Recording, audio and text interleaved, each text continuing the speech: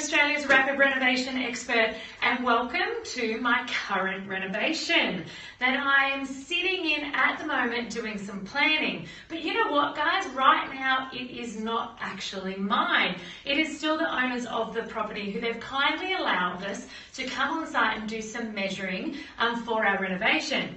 So with this property, it's a classic example of negotiating during the buying phase. So I wanted early access to this. It was a 6-week settlement. I wanted early access so I could get in and start to renovate, prepare, and get this property for its next life. However, I couldn't get the vendor over the line nor the vendor's solicitor for this.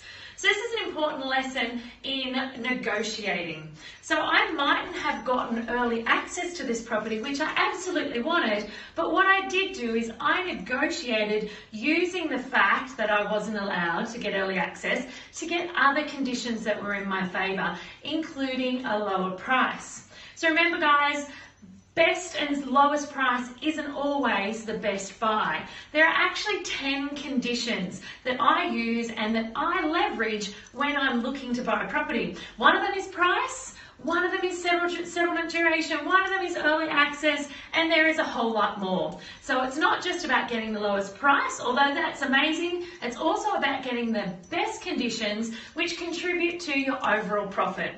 So remember, guys, when you negotiate on a property, you can make substantial money in buying low, but also make sure you buy right.